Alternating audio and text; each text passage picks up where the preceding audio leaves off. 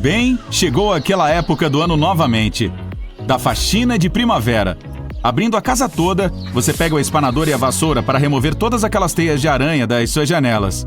Não vai sobrar uma. Removendo uma depois da outra, você de repente percebe uma lama com formato estranho presa sob os beirais e na varanda. O que é isso? De repente você se dá conta. Devem ser ninhos de vespa do barro. Então provavelmente pensa que há um enxame delas ao redor, com tantos ninhos lado a lado. Felizmente as vespas do barro são insetos solitários. Ufa! Todas aquelas pequenas casinhas de barro estão cheias de aranhas paralisadas. Às vezes, até 500 delas podem ficar presas nesses compartimentos, apenas esperando que os filhotes das vespas eclodam. Se o ninho tiver buracos, isso pode indicar que está sem uso ou que seja velho, pois as vespas do barro fazem buracos quando saem dele. Se você for removê-los, é melhor esperar até a noite, quando elas não são tão ativas. Embora sejam muito tranquilas, não hesitarão em picar caso se sintam ameaçadas. Parece que alguém começou a construir um inseto, parou no meio do caminho e esqueceu qual parte vinha a seguir. O grilo toupeira é uma criatura que realmente parece de outro mundo. Com garras de toupeira, corpo de grilo e cabeça de camarão, esse animal é tipo o ornitorrinco do mundo dos insetos. Ele não é venenoso e só irá picar se você o prender na sua mão. E se realmente o irritar, possui outra arma na manga: as asas. Elas podem expelir um líquido marrom fétido do corpo, tipo um gambá. Então, deixe que esse inseto saia da sua casa e não haverá nada para limpar. Piscinas rochosas naturais são cheias de todos os tipos de plantas e animais marinhos, como estrelas do mar, ervas marinhas, caranguejos eremitas, peixes pequenos e todos os tipos de polvos. Se você encontrar este minúsculo polvo de anéis azuis, é melhor deixá-lo sozinho. Ele brilha um azul neon em sua direção por um motivo. Tem uma picada venenosa que é 1000 vezes mais forte do que o cianeto, e sem antídoto disponível. Não cutuque com um pedaço de madeira nem tente pegar um, pois não vale a pena ir ao hospital ou para o necrotério. As cobras terrestres são assustadoras, mas as do mar estão em um nível totalmente diferente. Existem cerca de 50 espécies diferentes, e elas são tão belas quanto perigosas, e podem ser encontradas nos oceanos Índico e Pacífico. Felizmente, não parecem se preocupar muito conosco. A cobra marinha de Dubois é indiscutivelmente a mais venenosa dos oceanos. E a cobra marinha de nariz de gancho não fica muito atrás. Seu veneno faz a picada de uma serpente terrestre parecer um passeio no parque. É extremamente perigoso. Ainda bem que pode levar horas para causar algum sintoma em humanos, se elas conseguirem picar através da sua roupa de neoprene, claro. Se esta mosca pousar no seu braço ao ar livre, pode ser que você grite um pouco. Eu não posso julgar. A mosca escorpião tem uma cauda curva que se parece com o ferrão de um escorpião, mas pode respirar aliviado. Ela só é usada para acasalamento. A mosca também tem uma cabeça longa em forma de bico que é utilizada para se alimentar depois de roubar insetos das teias das aranhas. Para encontrar o parceiro perfeito, ela adora dar o equivalente a uma caixa de chocolates e flores. Só que a dela é a saliva. Que romântico! Se você estiver pela África, pode nem ver este grande pássaro se não prestar atenção.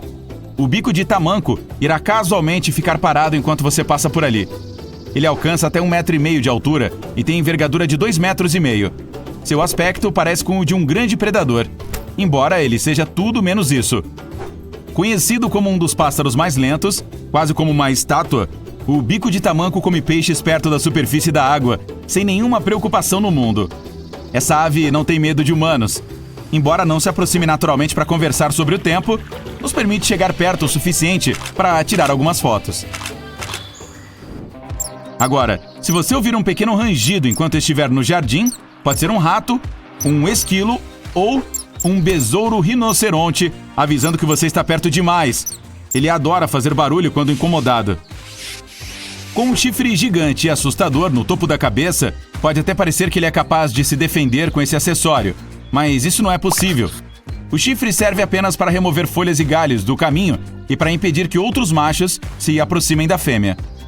Esse besouro não só tem um chifre na cabeça, como também uma força hercúlea, capaz de levantar 850 vezes o seu próprio peso. Isso é como você ou eu levantando 65 toneladas ou 11 elefantes. Ei, vamos tentar? Melhor não. Encontrado principalmente na China, o pequeno cervo de topete parece adorável com seu tufo de cabelo.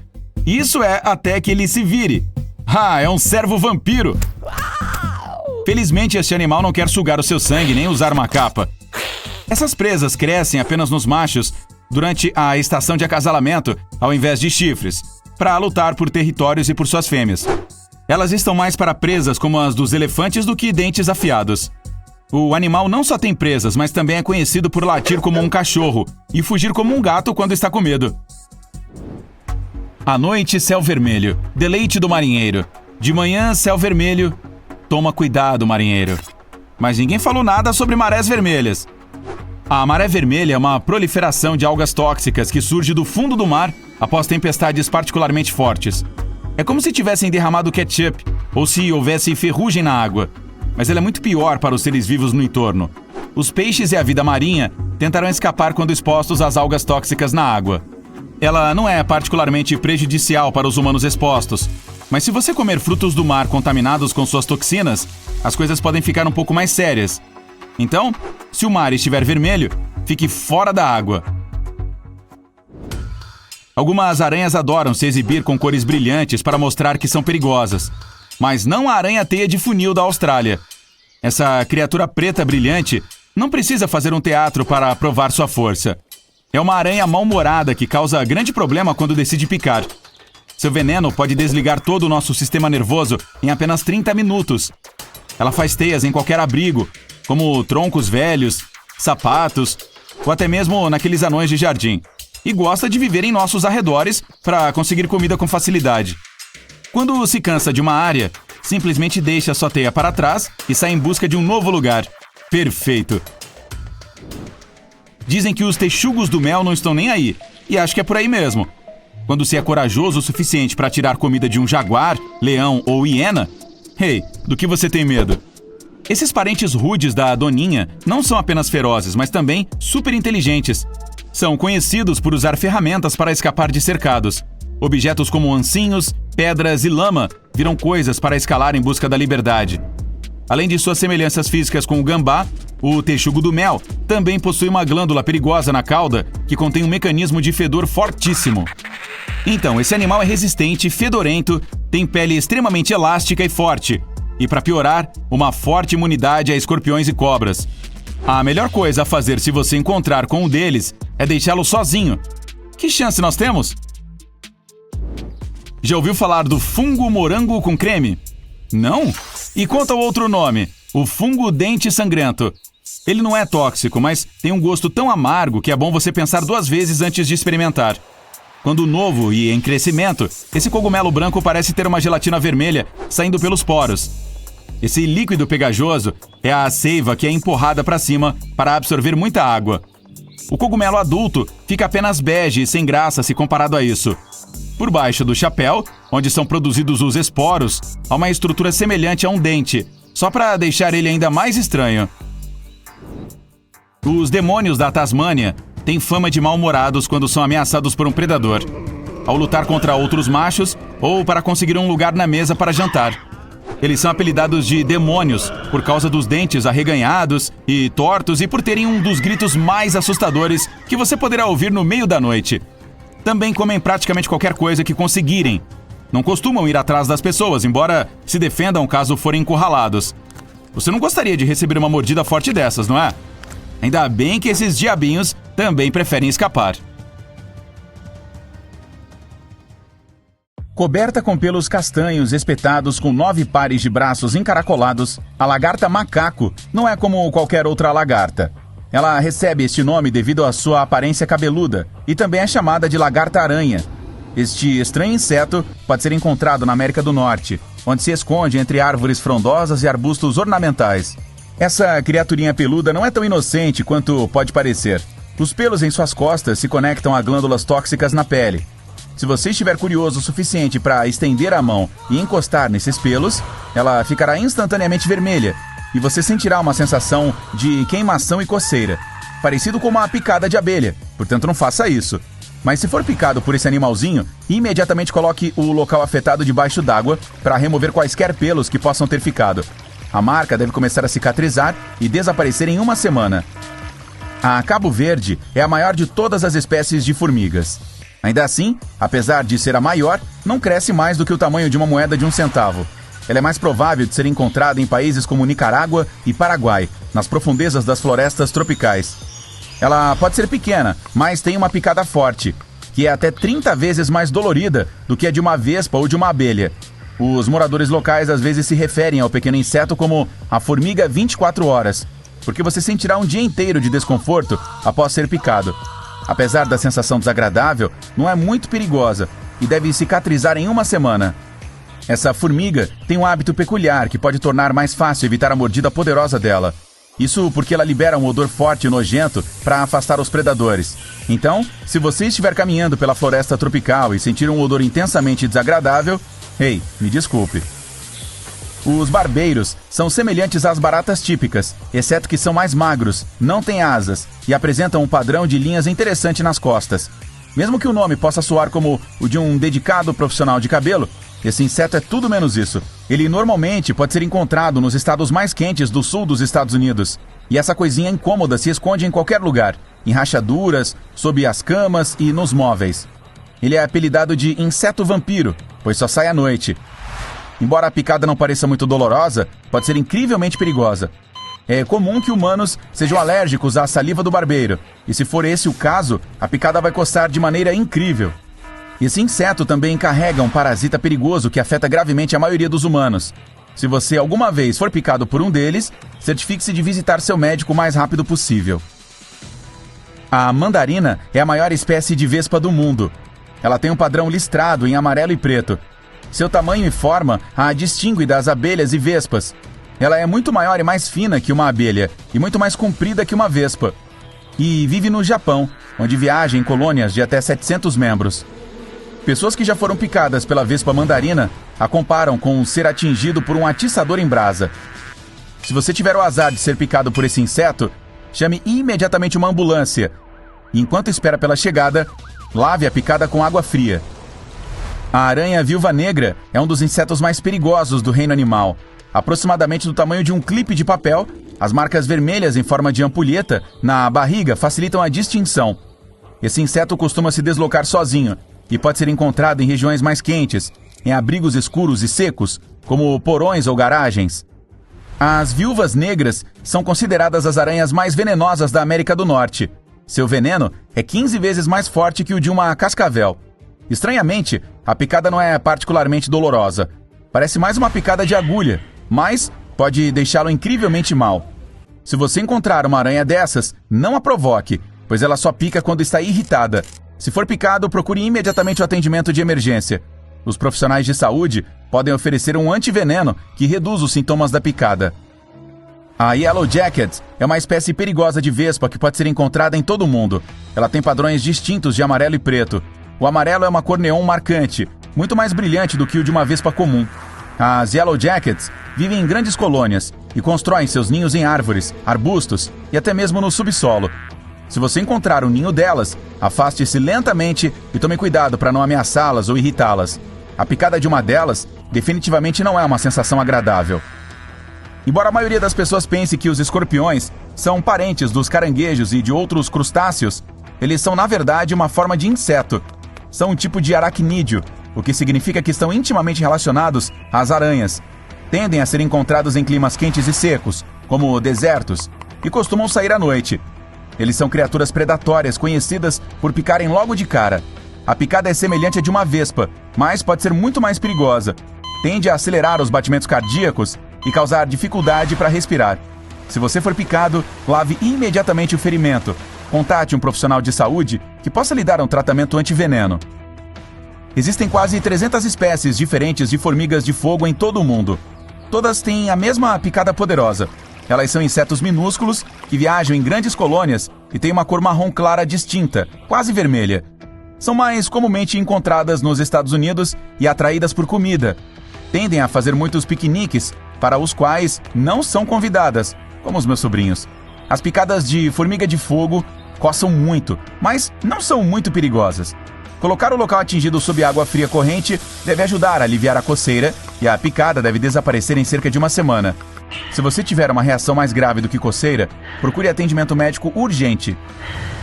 As abelhas são alguns dos nossos insetos mais queridos. Elas polinizam nossas flores, criam mel para comermos e geralmente nos deixam em paz. São insetos sociais que vivem em grandes colônias. Surpreendentemente, uma picada de uma abelha comum pode ser extremamente perigosa para algumas pessoas, especialmente os idosos. Se for picado, remova imediatamente o ferrão que ficará alojado em sua pele. Lave a área afetada com água e sabão. A picada deve cicatrizar em 1 semana. Se os sintomas forem mais graves, contate imediatamente um profissional de saúde. O marimbondo caçador é um inseto longo e fino com belas asas de cor de ferrugem e antenas amarelas. Ele tende a ser encontrado em florestas tropicais da Ásia, América e África, e a viver sozinho e construir suas casas, enterrando-se no solo. Se você encontrar um deles, afaste-se bem devagar. Ele só ataca se sentir uma ameaça. Acredita-se que o marimbondo caçador tem uma das picadas mais dolorosas do mundo. A dor é incrivelmente intensa e dura de 3 a 4 minutos. Após esse tempo, a picada não exigirá nenhum cuidado urgente e deve cicatrizar sozinha. O marimbondo tatu é uma espécie peculiar de vespa. Ao contrário de outras, não tem listras amarelas e, em vez disso, é totalmente preto. Tão preto que quase parece azul. Oh, ninja! Ele também é conhecido como vespa guerreira. Quando o estranho se aproxima, os integrantes do grupo batem suas asas de maneira sincronizada, como bateristas em uma banda marcial. Os marimbondos tatus preferem climas mais quentes e podem ser encontrados nas florestas tropicais da América do Sul. De todas as espécies de vespas, o marimbondo tatu tem a picada mais dolorosa. Ela não requer ajuda médica emergencial e deve cicatrizar em 1 semana. A centopeia gigante amazônica pode ser encontrada à espreita nos climas tropicais da América do Sul e do Caribe. Com uma cor vermelha distinta, é a maior espécie de centopeia do mundo e pode atingir até 30 centímetros de comprimento. Ela tem um veneno perigoso para outros insetos e animais menores, mas não é um risco para os humanos. Apesar disso, sua picada ainda é desagradável e causa uma sensação de queimação. Se você for picado por uma dessas criaturas, os sintomas podem durar de algumas horas a alguns dias. Se tiver uma reação mais séria, sabe o que fazer. Procure atendimento médico.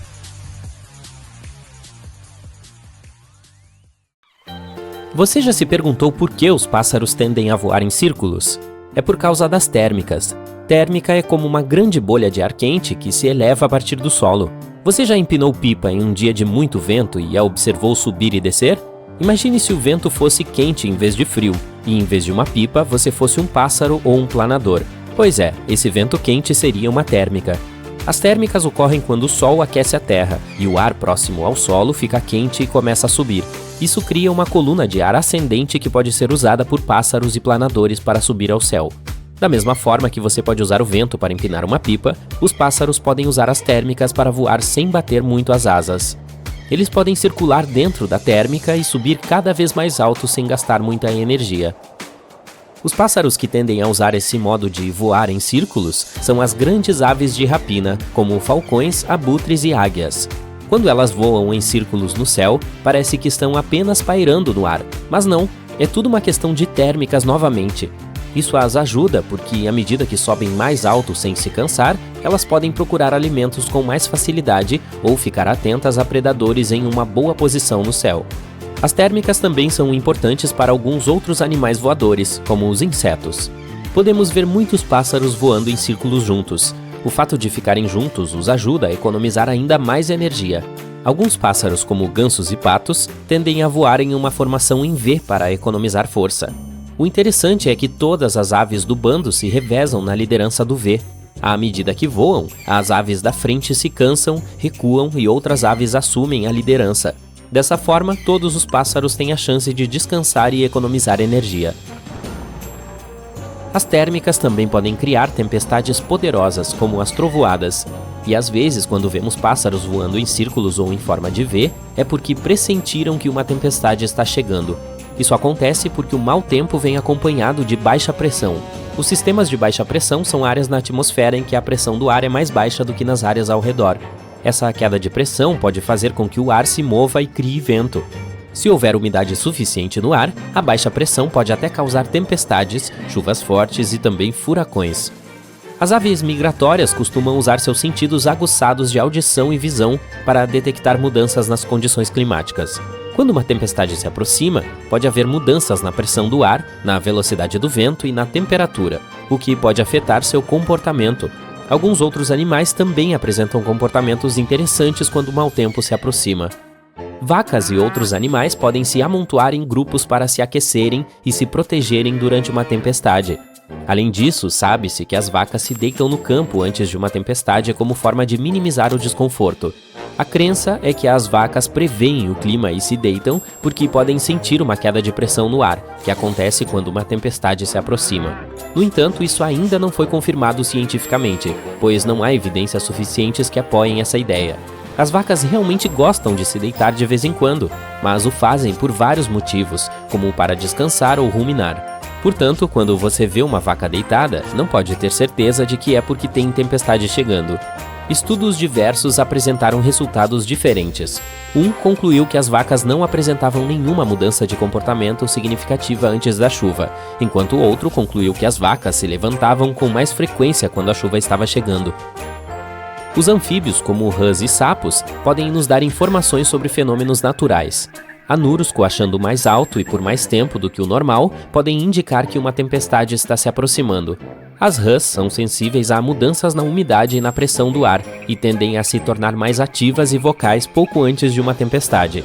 E em se tratando de sapos, pesquisas dizem que eles podem até prever terremotos. Isso ocorre porque antes de um terremoto, há mudanças na química das lagoas onde eles vivem. Mudanças no solo causam essas alterações, o que, por sua vez, faz com que os sapos fujam de suas casas. Os cientistas acreditam que devemos estudar esses padrões para prever terremotos com mais precisão. Os cães também podem sentir tempestades e trovoadas que estão chegando.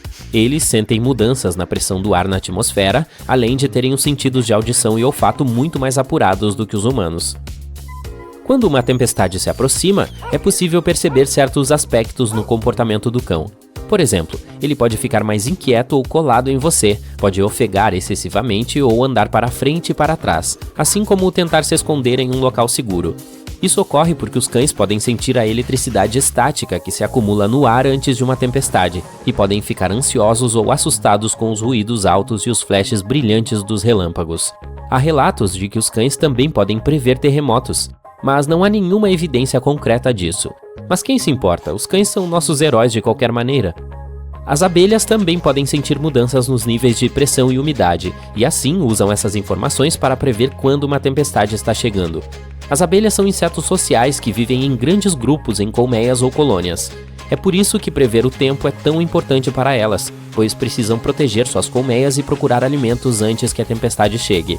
Portanto, para as abelhas, o mau tempo pode vir como as verdadeiras férias que elas desejam há tanto tempo, apenas relaxando e comendo todo o alimento que colheram previamente, mais ou menos como eu. As aranhas também têm superpoderes quando se trata do clima. Bem, elas não podem prever exatamente o tempo, mas seu comportamento pode nos dar uma pista sobre a temperatura externa. Quando vai ficar mais frio, as aranhas podem procurar abrigo dentro de casa. Portanto, se você vir muitas aranhas em sua casa, pode ser um sinal de que o tempo frio está a caminho. Talvez você já tenha ouvido falar que as cobras podem prever terremotos. A lenda que deu origem a essa crença remonta a 373 a.C. e diz que as cobras e outras criaturas deixaram a região antes de um enorme terremoto na Grécia. Uma história legal, mas há poucas evidências sólidas para apoiar essa teoria. Os cientistas reconhecem que as cobras e outros animais podem perceber os terremotos alguns segundos antes das pessoas, pois sentem melhor a onda inicial, mas ainda não está claro se conseguem detectá-los com dias de antecedência. E quanto às ovelhas e seu sexto sentido? Ele permite que elas prevejam a chuva ou a neve. Elas se aglomeram firmemente antes de uma tempestade, o que pode ser uma forma de se manterem aquecidas ou de se protegerem do clima. Mas essa teoria ainda precisa ser testada e comprovada adequadamente. Mé! Lobos também podem ser ouvidos uivando durante grandes tempestades. Muitas pessoas acham que os lobos fazem isso em noites de lua cheia, mas alguns especialistas acreditam que a mudança na pressão do ar que vem com uma grande tempestade pode causar desconforto nos ouvidos sensíveis dos caninos, e é isso que os faz uivar. Mas, novamente, é difícil dizer com precisão, pois os lobos uivam por vários motivos. Eles o fazem para sinalizar perigo, atrair uma parceira e se comunicar com sua matilha. Também não há evidências de que a lua cheia os fascine tanto que eles sintam vontade de uivar ao vê-la, mas isso é bom para os filmes. Os tubarões têm ouvidos sensíveis às mudanças na pressão do ar e da água, o que geralmente ocorre durante furacões e tempestades tropicais. Alguns especialistas acreditam que eles podem detectá-los e mergulhar rapidamente em águas mais profundas para se manterem em segurança. Estudos mostraram que os tubarões se comportaram dessa forma muitas vezes antes de tempestades. Novamente, ninguém tem 100% de certeza sobre isso, mas como muitos outros animais, eles têm uma capacidade especial de detectar mudanças em seu ambiente e usá-las para sobreviver e prosperar ao longo do tempo. Você abre sua caixa de correio e vê um amaciante em folhas para a secadora. Não tem razão para estar lá dentro, então você tira, certo? Errado. Deixe lá, você estará fazendo um grande favor ao seu carteiro. Aqui está o porquê. Você pode pensar que os cães são as únicas criaturas que causam problemas aos trabalhadores do correio quando estão entregando sua correspondência. E com razão, mais de 5.800 trabalhadores dos Correios dos Estados Unidos tiveram encontros desagradáveis com cães em 2020. Mas eles não são o único inconveniente para os carteiros, que estão apenas tentando chegar em casa em segurança. Os trabalhadores do correio geralmente deixam esses panos nas caixas de correspondência para se protegerem contra vespas. Isso pode parecer bizarro, mas qualquer pessoa pode esperar ser picada por uma vespa cerca de 5 vezes em sua vida, e é uma ocorrência muito mais provável do que ser mordido por um cachorro. Por que esses panos mantêm as vespas afastadas? É bem simples, na verdade. As vespas não conseguem lidar com o cheiro, é muito intenso para elas, então elas tentam evitar locais perfumados. Faz sentido, já que os panos são feitos para deixar as nossas roupas com um cheiro bom, e é de se esperar que eles tenham um cheiro forte. No geral, este é apenas um pequeno distúrbio na vida de uma vespa, felizmente, porque elas realmente não têm tempo para preocupações extras. Em média, as vespas têm uma vida útil extremamente curta. A maioria não viverá mais do que 22 dias. Isso, é claro, não se aplica à rainha, que chega a viver por um ano inteiro. Mas é bom que elas não precisem se preocupar em voar em direção a folhas de amaciante, onde quer que vão. É engraçado que as vespas que vivem por um período tão curto de tempo provavelmente se relacionem mais com os carteiros que tentam evitá-las do que com a sua tão adorada rainha. Isso ocorre porque seus 22 dias de vida são todos dedicados ao trabalho. Cada uma delas tem seu emprego individual que, em última análise, gira em torno da construção de um ninho adequado para garantir a proteção da rainha. Neste ninho da rainha, existem 2 tipos diferentes de vespas: zangões, que são os machos, e as operárias, que são fêmeas. Estas últimas, em particular, são criaturas extremamente diligentes. Vespas operárias começam a vida ajudando a alimentar larvas em desenvolvimento. A larva é um inseto imaturo, recém-saído de um ovo, que ainda não se desenvolveu em sua forma adulta. Este estágio da vida da vespa operária normalmente dura de 3 a 4 dias. Depois disso, elas começam a realizar tarefas que envolvem sair do ninho, como coletar água ou trazer de volta restos de madeira, que é do que os ninhos são feitos. A água que elas trazem de volta é então cuspida pelas vespas operárias e usada para aumentar a entrada. A água se mistura com o material que precisa ser removido e forma pellets que são então levados para fora do ninho. A operária passará por um período de foco na construção do próprio ninho antes de assumir o papel de coletora de alimentos. As vespas obtêm energia do néctar ou melado e proteína de insetos ou animais. Falando sobre a natureza altruísta dessas vespas operárias, elas nem sequer têm as enzimas necessárias em seus corpos para permitir que comam a maior parte dos alimentos que coletam. Isso significa que a maior parte dos alimentos que elas trazem para casa vai para as vespas subdesenvolvidas conhecidas como larvas que mencionei anteriormente. Felizmente, as operárias recebem algum tipo de recompensa por sua diligência. A partir da comida que as larvas digerem, elas podem obter uma substância cremosa que se parece com uma sopa. Esta substância contém todo o sustento de que as vespas operárias precisam para continuar desempenhando suas funções. Esse tipo de troca de alimentos é chamado de alimentação por trofalaxia. É uma parte fundamental do contato social entre as operárias e as vespas jovens em desenvolvimento. Na maioria das viagens de forrageamento, as vespas operárias voam por até 300 metros de distância do ninho. Mas a pesquisa mostrou que algumas viagens duram mais de 1 quilômetro. As vespas operárias até mesmo seguem umas às outras para chegar em fontes conhecidas de alimento.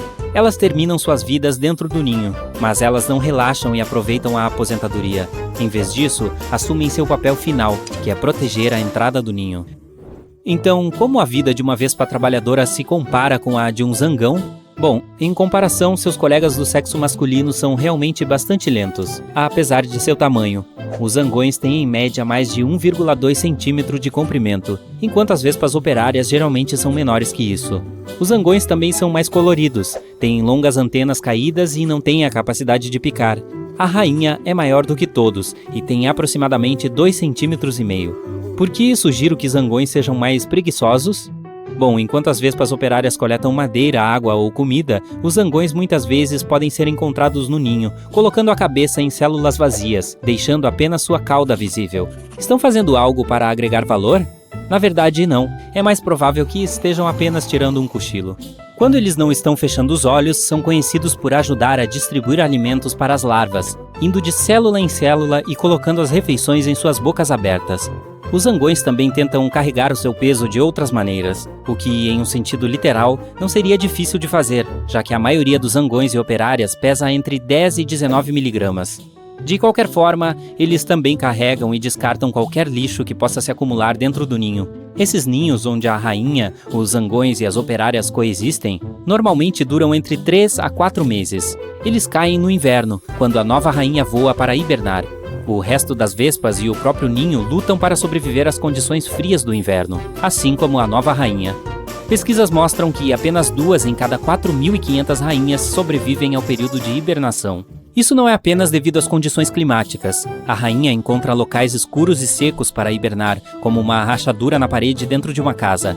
Ela dobra suas antenas ordenadamente entre as pernas e morde qualquer superfície que esteja à sua frente, a fim de se segurar com firmeza. Isso a deixa extremamente vulnerável a outros insetos, como aranhas. Mas aquelas rainhas sortudas que realmente desfrutam de um longo sono durante o período de hibernação, geralmente ressuscitam na primavera e começam a construir um novo ninho. A rainha voará até 75 quilômetros para encontrar o local quente e seco perfeito. Sótãos e telhados geralmente se encaixam nesses parâmetros. A rainha então produzirá novos zangões e operárias, e o ciclo de vida das vespas continuará. Se você se deparar com um ninho de vespas, é melhor deixá-lo em paz. Nem sempre é possível saber que tipo de reação você terá a uma picada dessas. E quem disse que você será picado por apenas uma vespa? O seu ninho médio pode acomodar até 10.000 membros durante o pico do verão. É melhor deixar o ninho para os serviços de controle de pragas. Mas que preocupações você pode tomar para evitar encontros infelizes com vespas em geral? Devemos agradecer aos carteiros por nos ensinarem sobre os amaciantes em folhas. Mas o que mais podemos fazer? Você pode começar não deixando nenhuma comida por aí. Isso atrai as vespas. Seja alimentos cheios de proteínas como o frango ou doces como o sorvete. Certifique-se de lavar a louça, cobrir todos os alimentos que guardar para mais tarde e remover todas as sobras assim que terminar de comer. Enquanto as vespas odeiam o odor desses lenços, coisas como flores e frutas agradam muito o seu olfato. Você deve prestar atenção a quaisquer perfumes, loções ou produtos capilares que usar. Vespas podem confundi-los com néctar enquanto procuram comida. Você também pode ser prático sobre sua estratégia defensiva contra vespas. Você pode usar suas roupas a seu favor. Use mangas compridas e calças. Evite sandálias. Você pode evitar receber a atenção desnecessária de uma vespa próxima usando roupas vermelhas, pois é a única cor do arco-íris que elas não podem ver. Mais importante, e eu sei que é mais fácil falar do que fazer, então não fique bravo comigo por dizer isso. Fique calmo. Pesquisas mostraram que balançar as mãos, entrar em pânico e causar um alvoroço quando uma vespa pousa nas proximidades realmente aumenta suas chances de ser picado. Espero que isso o ajude a se proteger quando estiver perto de vespas. Enquanto isso, continue ajudando nossos grandes carteiros e deixe esses lenços exatamente onde eles estão. Você está acostumado a pegar carona em seu longo trajeto para o trabalho? Talvez você queira saber sobre o golpe da carona na estrada. Esse truque engana os motoristas desavisados. Normalmente o golpe começa com uma pessoa que se faz passar por caroneiro e sinaliza para um carro na beira da estrada. Ela pode alegar estar precisando de uma carona para uma cidade próxima. Em alguns casos, o caroneiro pode pedir ao motorista para parar em um local específico, como um posto de gasolina ou uma loja de conveniência, onde desaparecerá com dinheiro ou outros objetos de valor do motorista. Esse golpe também pode ser aplicado em grupos, onde várias pessoas sinalizam para um carro e pedem carona, e quando o carro estiver em movimento, ameaçam o motorista e roubam dinheiro, objetos de valor ou até mesmo o próprio carro. É importante estar ciente desse golpe e ser sempre cauteloso ao pegar caronas. É melhor evitar dar dinheiro ou outros objetos de valor a qualquer pessoa que alegue precisar de uma carona e nunca parar em um local que não seja seguro ou familiar. Os caroneiros não são a única razão pela qual você pode ter problemas na estrada. Uma fatia de queijo não é algo que você esperaria encontrar em seu carro estacionado, certo? Bem, isso pode indicar algo bastante perigoso. Uma mulher contou a história dessa experiência online, achando que era apenas uma brincadeira feita por algum jovem da vizinhança. Ela decidiu ligar para uma amiga e pedir ajuda para limpar o carro. Mas assim que as duas senhoras começaram a esfregar o queijo derretido do para-brisa, elas viram algo estranho por perto. Ela se lembrava de ter visto uma van branca chegando. Nela, havia um grupo de homens olhando desconfiados para elas. Ela não estava sozinha, então decidiu que era seguro terminar de limpar o carro, mesmo que não se sentissem confortáveis sendo encaradas. Levaram quase 1 hora para raspar o queijo que havia derretido com o calor. Ela se perguntou, no entanto, se essa não seria uma tática para roubar uma pessoa, visto que a maioria das pessoas estaria tão concentrada em limpar a bagunça do carro que se distrairia de ficar de olho nas coisas que deixou no carro, como bolsas, carteiras ou até mesmo itens de compras recentes. Ou pior, e se fosse uma estratégia de sequestro? Esse queijo pegajoso manteria a pessoa realmente concentrada em consertar o carro, de modo que ela não conseguiria ver pessoas suspeitas vindo em sua direção no momento oportuno. A principal conclusão dessa história, se você vir um pedaço de queijo no seu carro, é melhor deixá-lo como está, desde que não esteja bloqueando sua visão e não afete sua direção. Sua aposta mais segura é limpá-lo em casa. Ou leve-o ao lava-rápido mais próximo, pois eles saberão a melhor maneira de limpar o veículo sem estragar a pintura. Claro, o golpe do pedaço de queijo em um carro pode ser apenas uma coincidência, mas alguns golpes são mais legítimos. E o próximo é um método bastante incomum quando se trata de roubar o carro de outras pessoas. Se você notar uma camiseta ou um capuz no para-brisa, ou até mesmo enrolado entre as palhetas do limpador de para-brisa, não se apresse em tirá-la. Novamente, ela pode ter sido colocada ali de propósito para distraí-lo enquanto o carro é levado. Saia de carro o mais rápido possível, se puder, e vá para um local seguro, bem iluminado e com muitas pessoas. Lá você poderá remover qualquer objeto que esteja no seu carro sem nenhum risco. Algumas pessoas já encontraram até mesmo dinheiro sob as palhetas do limpador de para-brisa. É fácil imaginar que aqueles que o deixaram lá provavelmente tinham a mesma intenção em mente. Existem métodos que podem ajudar a diminuir as chances de ter seu carro roubado. Mantenha os pneus virados para o meio-fio sempre que estacionar o carro. Se as rodas do carro estiverem nessa posição, é menos provável que os ladrões consigam se movimentar com o veículo. Eles verão que seu carro requer mais tempo e energia para ser movido e, portanto, se tornará um alvo menor. Infelizmente, os golpes nas estradas são bastante comuns e um dos mais infames é o golpe do caminhão de reboque. Esse golpe envolve deixar óleo, pregos de metal ou cacos de vidro na estrada e esperar que os motoristas caiam na armadilha. Se o seu carro for danificado em uma situação como essa, os golpistas aparecerão repentinamente do nada e oferecerão serviços de reboque a preços extremamente altos. Eles tentarão pressioná-lo a usar os serviços deles porque, na maioria das vezes, colocam essas armadilhas em locais estratégicos. Eles fazem com que as pessoas fiquem presas em locais com pouca visibilidade e sem nenhum posto de gasolina à vista para que você possa avaliar os danos causados ao seu carro. Em uma situação em que você não tem outra opção a não ser autorizar o reboque do seu carro, eles também se aproveitarão da situação e o levarão para oficinas não aprovadas pela sua seguradora. Isso significa que você terá de pagar ainda mais para recuperar seu carro. Se você dirige há bastante tempo, sabe que o motorista que bate na traseira de outro veículo é sempre o culpado, porque você deve sempre manter uma distância confortável do carro à sua frente para que possa parar o carro com segurança em caso de emergência. Alguns golpistas se aproveitam disso, freando repetidamente de forma repentina, fazendo com que você os atinja. Essa tática perigosa é usada para obter dinheiro por supostos danos e até mesmo por despesas médicas fictícias. Para evitar ser vítima desse tipo de golpe, você deve reduzir a velocidade e manter uma distância segura, especialmente de veículos suspeitos ou motoristas caóticos. Se um golpista continuar a incomodá-lo no trânsito, o melhor a fazer é dirigir até a delegacia de polícia mais próxima e denunciá-lo. Imagine o seguinte, você está dirigindo na estrada e de repente, um motociclista chama sua atenção e aponta que suas rodas estão soltando fumaça. Você rapidamente encosta no acostamento da estrada. O motociclista então se oferece para ajudar chamando um mecânico para verificar suas rodas. Surpreendentemente, o mecânico chega lá muito rápido, mas desativa o sistema de freios enquanto inspeciona a causa da fumaça. Em seguida, ele pede que você teste os freios, que, obviamente, não estarão funcionando, pois ele já os desativou. Fingindo ser prestativo, ele se oferece para consertar os freios para você, mas cobrará um preço altíssimo por isso. Moral da história, fique com seu mecânico ou empresa de reboque de confiança. Nunca se sabe quem você vai encontrar na estrada. Alguns golpes são apenas lendas urbanas. Muitas pessoas afirmam ter visto o homem do caminho errado nas estradas. Uma versão dessa história menciona um homem preso dirigindo em ruas de mão única na direção oposta, causando caos e confusão enquanto os outros motoristas tentam evitá-lo. Dizem que o homem é louco e perigoso, com um olhar selvagem e andando na contramão, dirigindo de forma imprudente. Outras histórias dizem que ele nem mesmo está dirigindo, mas que ao ver essa pessoa misteriosa na beira da estrada enquanto dirigimos para casa, devemos dar meia volta e não voltar para casa por pelo menos uma semana. Isso se você não quiser que algo de ruim aconteça.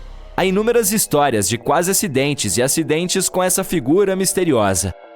Alguns até dizem que foram atingidos pelo homem e que, como resultado, sofreram ferimentos graves. Apesar das muitas histórias, não há evidência concreta que sugira que o homem do caminho errado realmente exista. Muitos especialistas acreditam que a lenda é simplesmente um conto de advertência, com o objetivo de lembrar as pessoas de estarem atentas ao seu entorno e de dirigirem com segurança. Entretanto, a lenda persiste e continua sendo transmitida de geração em geração, o que a torna um dos mitos urbanos mais duradouros de todos os tempos.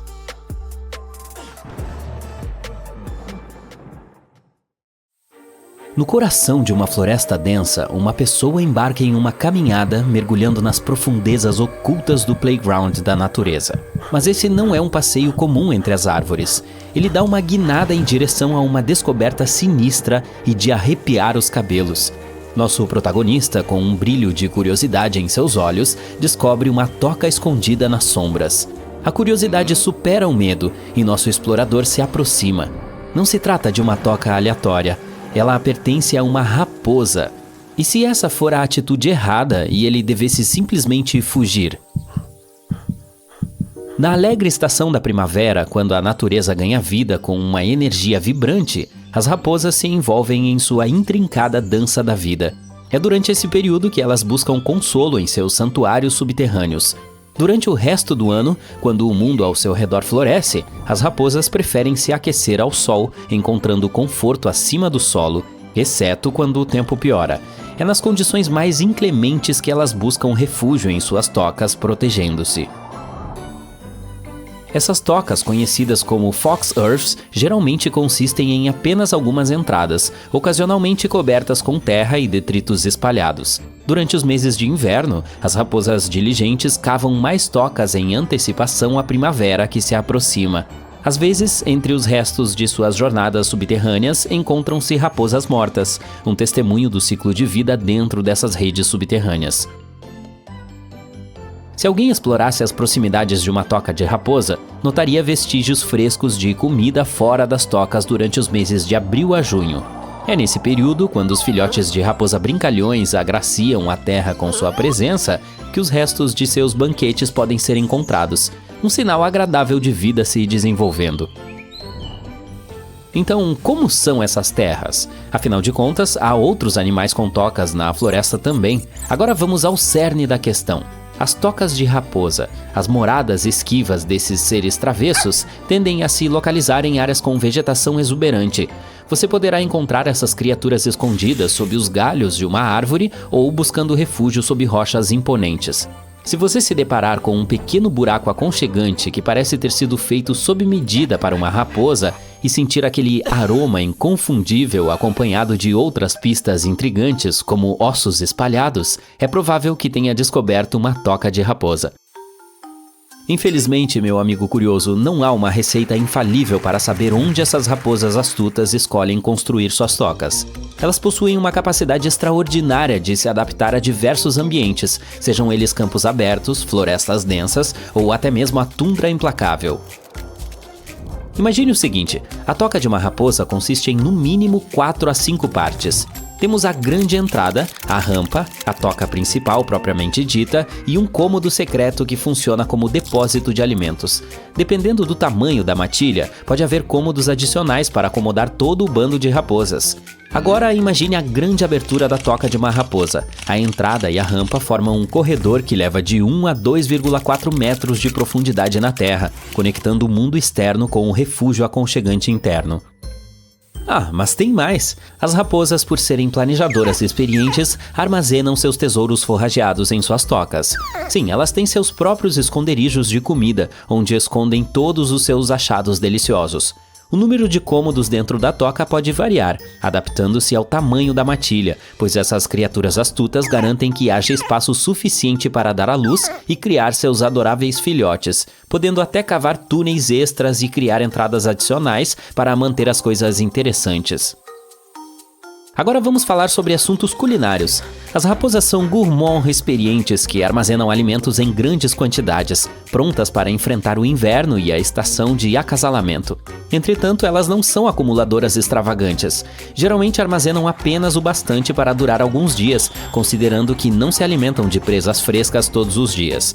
Frutas geralmente enfeitam suas câmaras de armazenamento, enquanto qualquer carne deliciosa ocupa o centro do palco em suas aventuras culinárias. Curioso sobre a proximidade das tocas de raposa entre si? Bem, se a terra for abundante em alimentos e água fresca, você poderá encontrar 2 ou 3 tocas de raposa em um raio de 26 km². Mas se os recursos forem escassos, talvez você tenha que expandir sua busca para cobrir uma área de 52 km² para encontrar apenas uma toca. Mas a saga não termina aí. As raposas, fiéis à sua natureza engenhosa, geralmente têm várias tocas. Elas mantêm a toca principal, geralmente conhecida como toca natal, que tem valor sentimental. Além disso, elas mantêm uma toca reserva para algumas circunstâncias imprevisíveis. E não vamos nos esquecer de sua habilidade de reivindicar tocas abandonadas ou emprestadas como suas. São muito espertas, não são? Agora vamos falar sobre essas criaturas maravilhosas. As raposas existem em uma grande variedade de espécies e tamanhos, espalhadas por todo o nosso planeta. Mas a estrela do show é a raposa vermelha, encontrada em todos os continentes, exceto na gelada Antártica. Embora a maioria das raposas prefira a tranquilidade das paisagens rurais, não se surpreenda se elas se aventurarem nos reinos das residências urbanas e suburbanas, onde seu caminho pode cruzar com o dos humanos. Os encontros entre uma raposa e um humano. Uma história de 2 extremos. Algumas almas bondosas tentam conquistar esses animais, oferecendo-lhes petiscos e persuadindo-os a ficar na palma de suas mãos.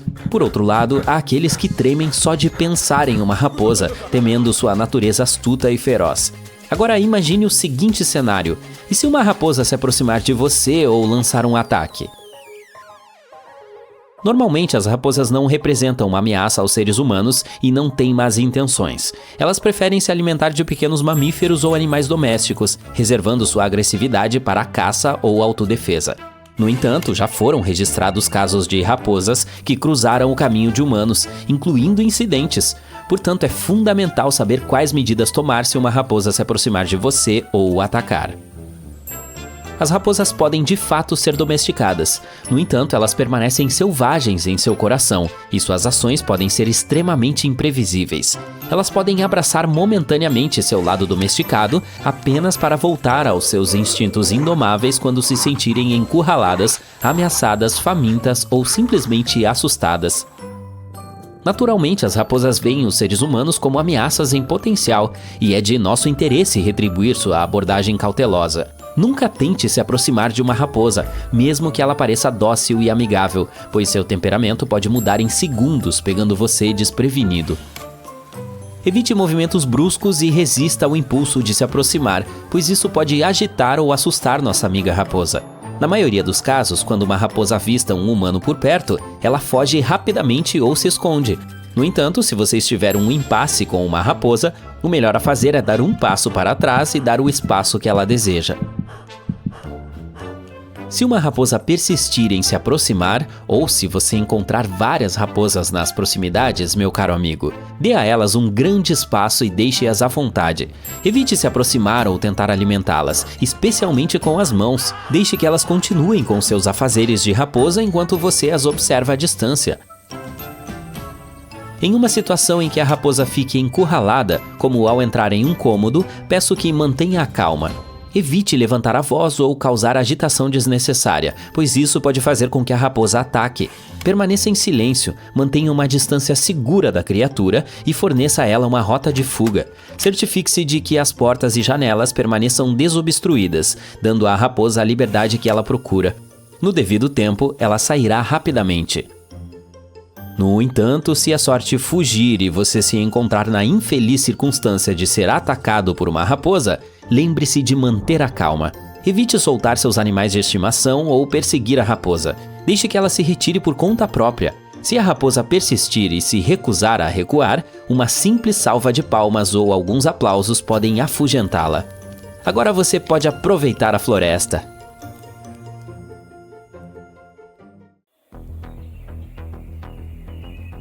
Esta árvore possui veneno na casca, nas folhas e até nas sementes que, o que é pior, podem até explodir.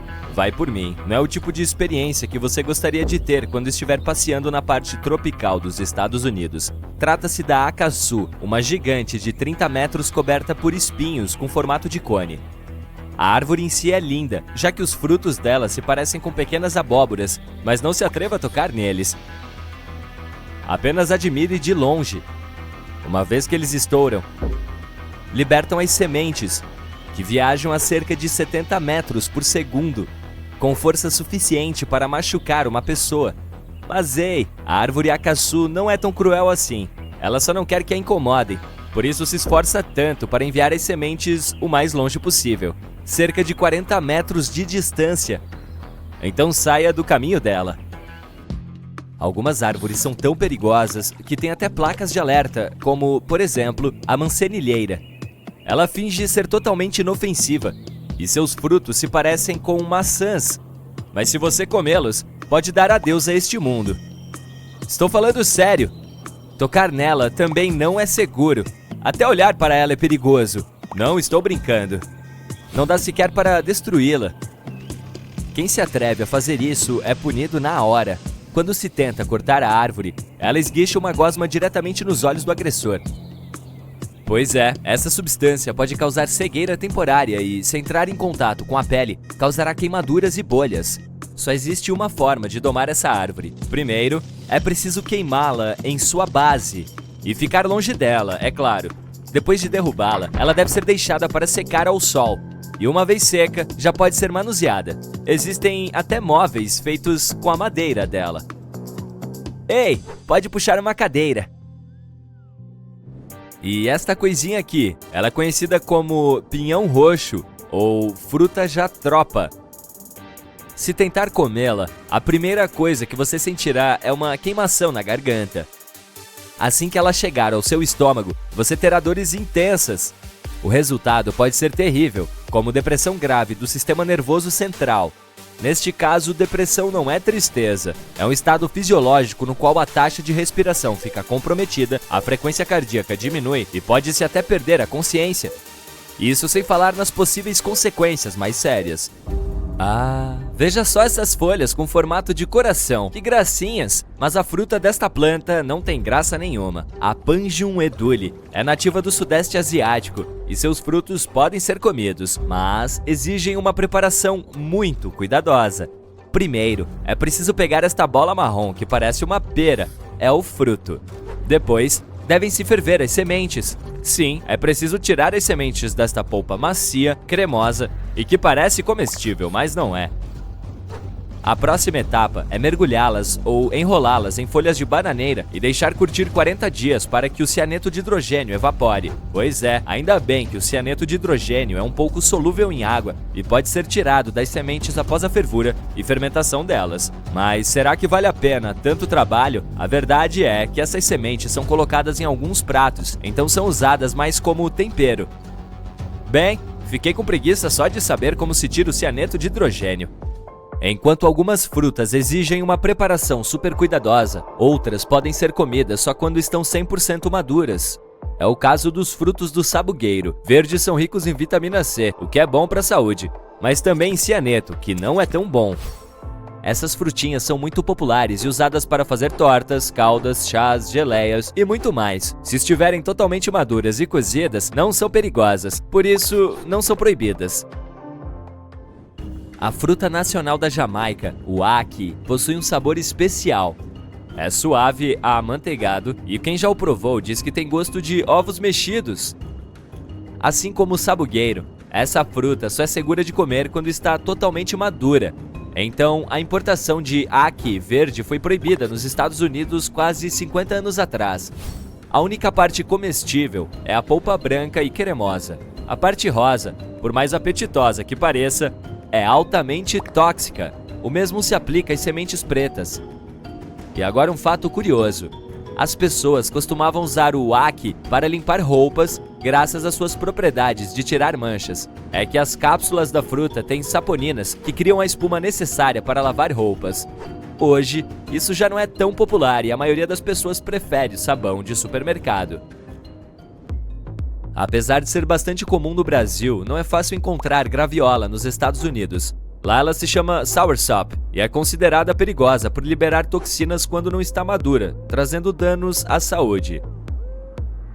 Como consolo, os norte-americanos que amam a fruta podem encontrar a polpa congelada em supermercados. Ela é deliciosa. Tem gosto de abacaxi com morango, mas não é aprovada pela agência FDA por colocar a saúde das pessoas em risco. Então, fica a dica, espere a graviola amadurecer e evite engolir as sementes. Elas também são tóxicas para nós, humanos. Esta é uma manga, segura para se comer e deliciosa. Agora esta se parece com uma manga quando está verde, mas é melhor não colocá-la na boca. Esses são os frutos da Cerbera odolam, também conhecida como árvore suicida, e não é à toa, basta uma frutinha para dizer adeus. Mas quem disse que temos que comê-la? Ela pode ser usada para fazer desodorantes, porém, há opções antibacterianas mais seguras por aí.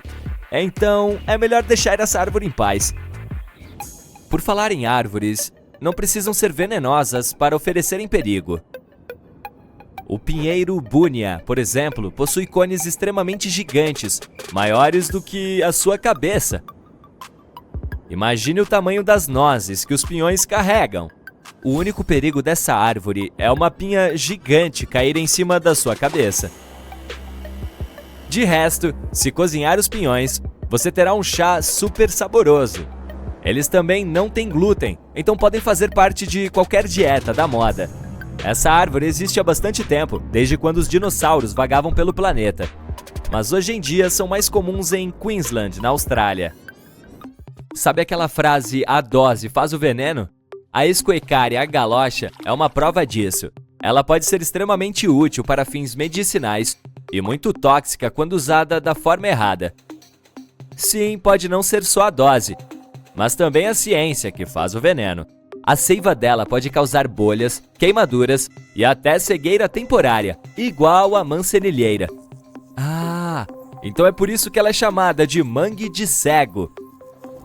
O baobá ou árvore garrafa é mais comum na Namíbia, então se algum dia estiver passeando por lá e sentir sede, não se engane, a água que ele guarda dentro não é para o seu bico. O baobá fica com formato de garrafa quando tem entre 5 e 8 anos. Para reter água para consumo próprio. Se você se atrever a bebê-la, poderá pagar um preço altíssimo. Ela é altamente tóxica para humanos e animais. Se não fossem essas toxinas, a árvore não teria água nenhuma para si mesma. Os animais já teriam bebido tudo. Por isso, ela desenvolveu esse mecanismo de defesa contra animais e humanos, para se manter hidratada. Fica a dica. E por último, mas não menos importante, temos a Jimpy Jimpy. Você provavelmente já tocou em uma urtiga pelo menos uma vez na vida. E a consequência de tal contato não é muito agradável. Ninguém gosta daquela sensação de queimadura. Bem, podemos dizer que a aparentemente inofensiva Jimpy Jimpy, que é parente distante das urtigas, possui praticamente o mesmo mecanismo delas, só que com consequências diferentes. Às vezes o desconforto é prolongado, mas em casos específicos pode ser fatal. A boa notícia é que existe antídoto. Cera depilatória ou até fita adesiva podem ajudar. O problema principal são os pelinhos que ficam presos na pele, e qualquer coisa grudenta, como cera ou fita, pode ser útil para removê-los. Isso é um tratamento de primeiros socorros, mas ajuda muito. Um pôr do sol roxo. Você deve ter visto um desses pelo menos uma vez na vida. Normalmente não é nada ameaçador e tem a ver com a forma como a luz viaja. A que o sol produz é branca. Quando passa por um prisma, você vê ondas de luz de cores diferentes, de vermelho e laranja a azul, verde e índigo. Ela normalmente se desloca em linha reta se não houver nenhum obstáculo no caminho. As ondas mais curtas, incluindo azuis e roxas, são espalhadas mais facilmente quando encontram esses obstáculos, como moléculas e aerossóis na atmosfera. Como o Sol está baixo no horizonte ao nascer e se pôr, sua luz precisa passar por mais moléculas que espalham violeta e azul. As cores que seus olhos captam são o amarelo, laranja e vermelho, mas com as condições certas é possível ver o lindo céu roxo. Às vezes ele surge por motivos muito mais assustadores, como furacões, incêndios florestais ou tempestades de poeira. A concentração de vapor no ar aumenta e a luz se espalha mais do que o normal. Poeira, sol poente e nuvens baixas também contribuem para esse espetáculo natural. O céu fica laranja e vermelho ao entardecer se ainda houver luz suficiente. Em seguida, emite tons de rosa, que se misturam com um azul escuro acima. Bem, você se lembra do que acontece quando essas duas cores se encontram? Surge o roxo. Nem todo furacão faz o céu ficar dessa cor, e tentar adivinhar se isso vai acontecer é como apostar em um arco-íris. Ainda assim, as pessoas relataram que vários grandes furacões provocaram esse fenômeno. O céu verde pode parecer tão espetacular quanto o roxo, mas na verdade também grita perigo. Ele geralmente está lá para avisar que uma tempestade, granizo ou tornado está por perto. Essa cor única é resultado da mistura dos raios solares amarelos com a luz azul vinda das nuvens de tempestade. Você está curtindo um belo dia à beira-mar com uma brisa fresca nos cabelos, quando de repente percebe que a água começa a recuar da praia a uma velocidade enorme. Este é um sinal para começar a correr o mais rápido e distante que puder. Isso provavelmente significa um tsunami a caminho. Uma reação rápida maximiza as chances de sobrevivência. Se perceber que o nível do mar está subindo, mas não parece muito extremo, pode ser outro sinal de um tsunami. Acontece em 40% dos casos, e a entrada de água é a primeira onda dele. A próxima, muito maior e mais perigosa, geralmente ocorre em cerca de 10 minutos. Outra coisa é que ele gosta de surgir com alguns sons altos. As pessoas os descrevem como um trovão, uma locomotiva, um helicóptero ou apenas um estrondo alto.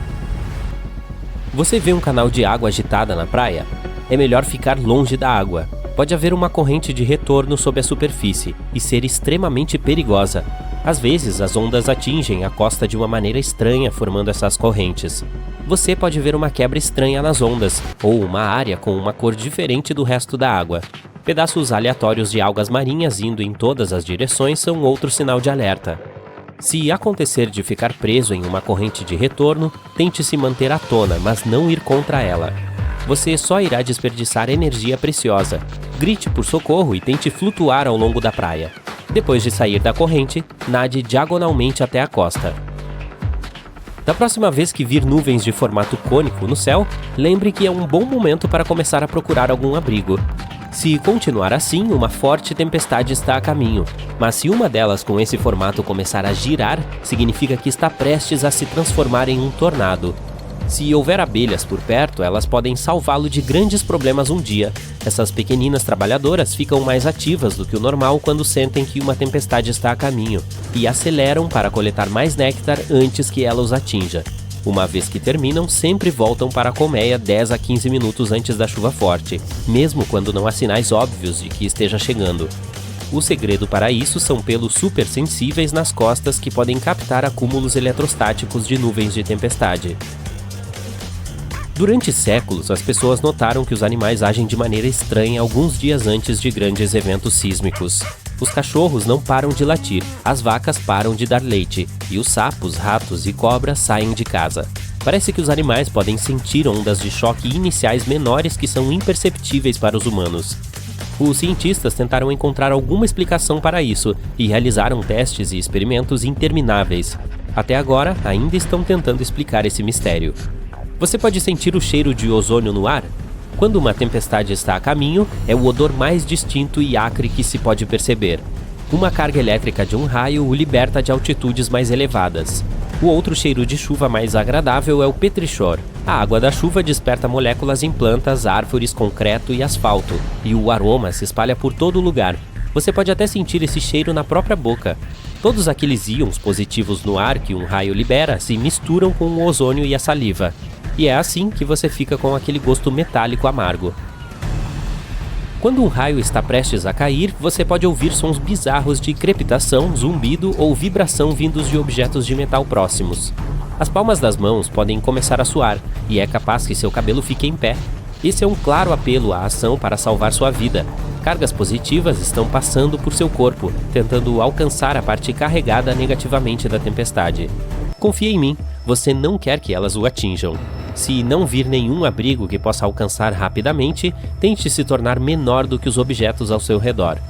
Abaixe seu guarda-chuva e fique longe de cercas de arame, canos de metal, trilhos e outros objetos metálicos. E não se deite no chão, provavelmente está molhado, o que significa que é um ótimo condutor de eletricidade. Se de repente você notar fendas no asfalto ao lado de sua casa, pode ser um sinal de alerta de sumidouro. Inspecione sua residência por dentro. A porta começa a emperrar? Ou talvez haja uma lacuna onde as paredes encontram o teto. Armários e gavetas de cozinha irregulares, pisos inclinados, escadas que começam a se inclinar, vazamentos de água após cada chuva e molduras deslocadas são sinais de que um sumidouro está prestes a abrir. Para saber se é definitivamente um deles e o quão perigoso é, você precisa consultar uma empresa de engenharia. Se encontrar um sumidouro que já esteja lá, fique longe. Cerque ou ponha cordas no local para torná-lo menos perigoso para os outros. Você precisará de ajuda profissional para corrigir o problema. Alguns vulcões gritam quando estão prestes a entrar em erupção. Pequenos terremotos que costumam acontecer antes produzem um zumbido. É praticamente inaudível para os ouvidos humanos, mas às vezes atinge uma frequência que permite ouvi-lo como um estranho som estrondoso ou sibilante vindo do solo. Esse ruído é conhecido como tremor harmônico. Com alguns vulcões é o barulho das bolhas de magma vibrando ao passar por fendas na crosta terrestre, mas nem sempre é assim. Se os cientistas conseguirem entender o que exatamente causa esses gritos vulcânicos, poderão criar um sistema limitado de alerta precoce para erupções vulcânicas. Se você estiver na natureza, preste atenção à água em riachos, quedas d'água e rios. Se o nível estiver caindo rapidamente, mesmo que esteja chovendo, isso pode ser um indício de um deslizamento de terra próximo. E se você escutar um leve ruído estrondoso ou sons incomuns, como pedras batendo umas nas outras, pode significar que detritos estão vindo em sua direção. É um sinal para ir para a segurança imediatamente, como agora mesmo. Você já viu um pepino do mar em um leito de areia e achou que ele parecia uma bolha? Bem, essas criaturas podem parecer moles e indefesas, mas na verdade elas têm estratégias fascinantes para se manterem seguras. Os biólogos descobriram compostos químicos com a ajuda dos quais os pepinos do mar se protegem de predadores e até mesmo de suas próprias toxinas. E adivinhe só, esses compostos podem ser úteis para a saúde humana. Quando os pepinos do mar se sentem ameaçados, podem expelir partes de seu corpo semelhantes a fios. Esses tubos imobilizam os predadores em um invólucro pegajoso e tóxico. A toxicidade vem de alguns compostos químicos comumente encontrados em plantas. É interessante notar que esses produtos químicos são muito menos comuns em animais, mas os pepinos do mar evoluíram para usá-los a seu favor. As substâncias também são conhecidas por suas propriedades antioxidantes e anti-inflamatórias. Elas já são usadas em vários setores, como o de cosméticos.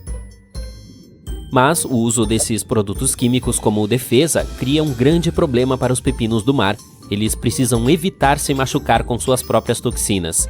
Isso significa que suas próprias células não podem conter colesterol, o alvo ao qual as toxinas se ligam e perfuram. Em vez disso, essas criaturas desenvolveram 2 tipos de alternativas ao colesterol. Trata-se de uma estratégia de autodefesa.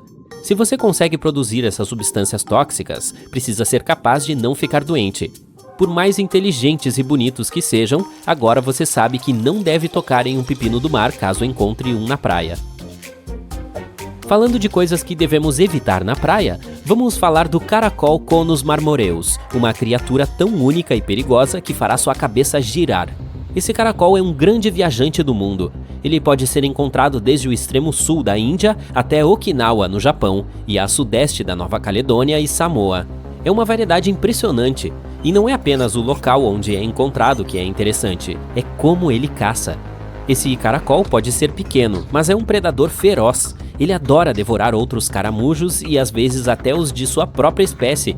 Quando está faminto, ele coloca seu longo dente branco para fora e dispara um arpão carregado de veneno contra a presa. E se isso não for suficiente, ele atacará a presa várias vezes só para ter certeza. Isso é que é determinação, não é mesmo? Quando o arpão atinge seu alvo, a presa fica imobilizada e seus músculos começam a relaxar de forma irreversível. E quando a presa está em defesa, o caracol pode começar a mastigá-la. Você pode se perguntar onde podemos encontrar essa criatura temível.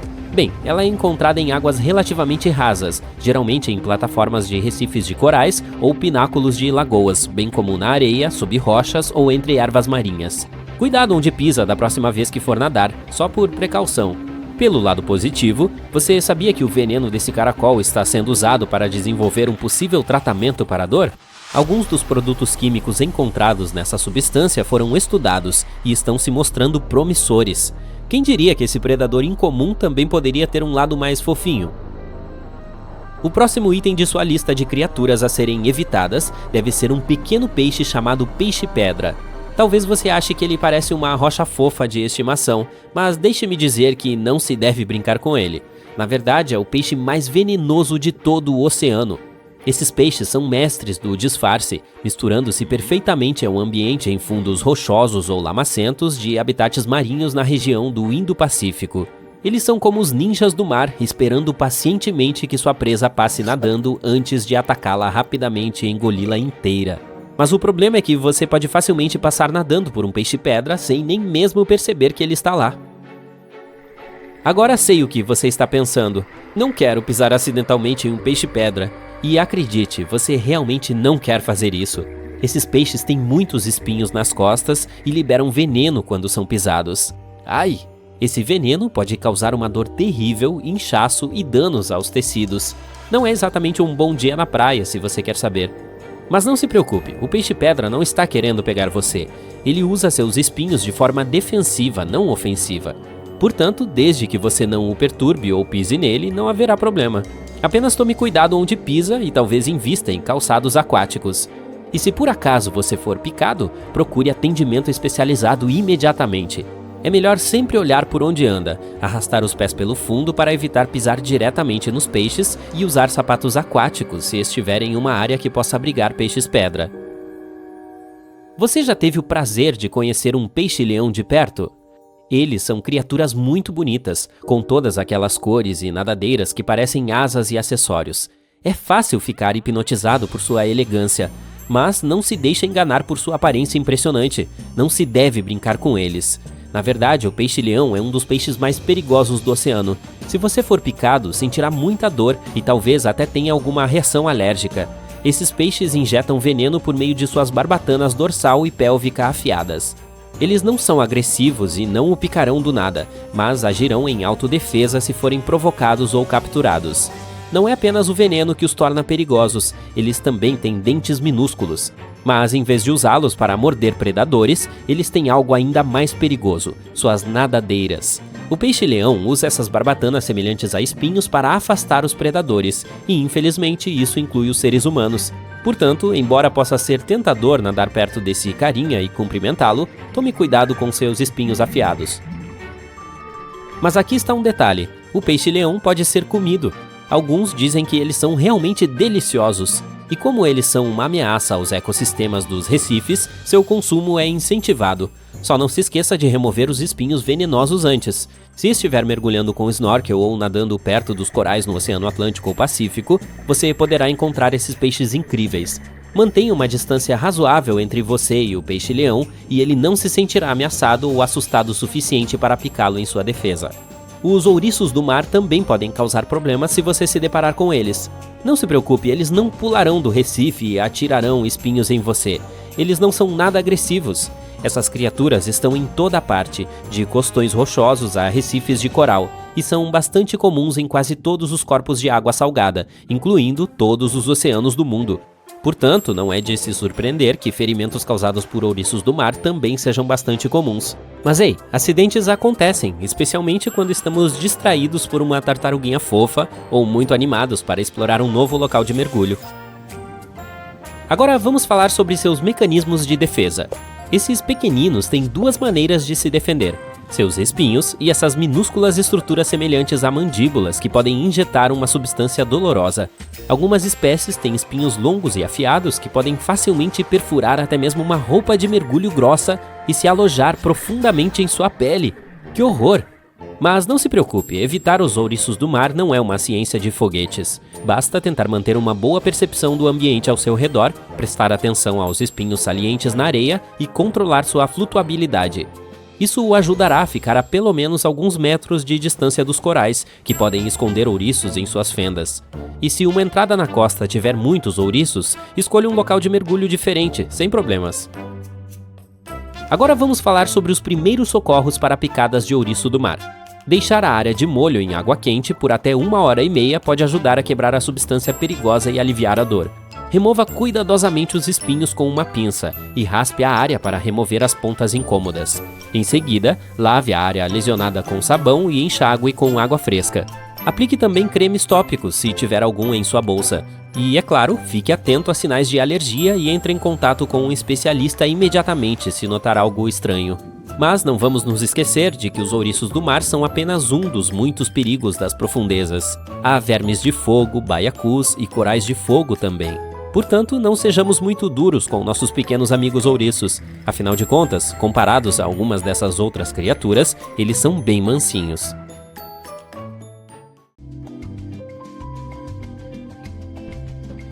E aí, donos de carros? Puxa, tem uma mensagem importante para vocês. Vejam bem, nossos carros são como nossos companheiros de confiança, sempre ao nosso lado, mesmo nos lugares mais públicos. Mas às vezes, quando voltamos, encontramos surpresas inesperadas à nossa espera. Tente se imaginar caminhando em direção ao seu companheiro de 4 rodas e lá está ele, um panfleto te dando o oi por baixo do limpador de para-brisa. Ou, tomara que não, uma multa implorando por sua atenção no para-brisa. Todos nós já passamos por isso, certo? Bem, segurem seus volantes porque as autoridades têm uma nova dica para vocês, e ela é uma verdadeira joia. Se você vir algo em seu carro que não pertence a ele, não o remova com as mãos. Ficou intrigado? A polícia está atenta a tudo que se refere a carros, e não se trata apenas de capturar os motoristas em alta velocidade e fazer cumprir as regras de trânsito. Ela nos protege quando se trata de revelar os mais recentes truques do comércio. Veja Arlington, Virgínia, nos Estados Unidos, por exemplo. As autoridades de lá notaram recentemente um aumento nos roubos de airbags do lado do motorista. Para combater essa maluquice, a polícia aconselhou as pessoas a estacionarem em áreas bem iluminadas, trancarem seus veículos, guardarem seus objetos de valor e, por que não, incluírem um dispositivo de trava no volante. Alguns ladrões de carros também descobriram uma nova superpotência: usar as câmeras de seus smartphones para espiar o seu carro. É como se eles tivessem visão de raios-x ou algo assim. Esses malandros podem ver além da película das janelas do seu carro e ter uma visão clara dos seus tesouros. Tudo isso sem sequer tirar uma foto. Os smartphones de hoje, hein? Em resposta, as autoridades lançaram a campanha Stow It, Don't Show It, ou Guarde, Não Mostre, em tradução livre, lembrando a todos que devem remover seus objetos de valor da vista ou, no mínimo, guardá-los. Mas espere, tem mais. Os policiais querem que sejamos extremamente cautelosos com relação a uma nova ameaça que ronda nossos veículos. Você sabe como é. Folhas, lixo e folhetos muitas vezes acabam chegando aos nossos queridos veículos. Normalmente não pensamos em nada disso e simplesmente limpamos nossos carros antes de dar a partida. Entretanto, você deve pensar 2 vezes antes de pegar qualquer coisa com procedência desconhecida, mesmo que seja apenas para um pedaço de lixo aparentemente inocente. Por que todo esse alvoroço, você pergunta? Bem, vamos dar uma olhada em um incidente que ocorreu em Houston, nos Estados Unidos. Imagine o seguinte: uma mulher, depois de comemorar seu aniversário em um restaurante local, volta para o carro e encontra um guardanapo preso na maçaneta da porta do carro. A princípio, ela não deu muita importância e retirou o guardanapo casualmente, pensando que fosse apenas um lixo aleatório. Mas como se vê, as coisas tomaram um rumo inesperado. Pouco tempo depois de manusear o guardanapo colocado de forma suspeita, ela começou a sentir um formigamento na ponta dos dedos. E antes que ela percebesse, todo o seu braço se juntou à festa do formigamento, deixando-a um pouco dormente. Ela ficou tonta e teve até dificuldade para respirar. Seu marido ligou para a emergência na hora. Ela foi levada para o hospital correndo contra o tempo para se descobrir o que estava causando essa bizarra montanha-russa de saúde. Depois de 6 horas e meia aparentemente eternas, os médicos finalmente a diagnosticaram com um envenenamento agudo por uma substância desconhecida. Eles não conseguiram identificar a natureza exata da substância porque a mulher tinha apenas uma pequena quantidade em seu sistema. Mas mesmo essa pequena quantidade foi suficiente para fazê-la se sentir como se tivesse entrado na mais louca atração do parque de diversões. Imagine se ela tivesse enrolado o guardanapo na mão inteira. Caramba!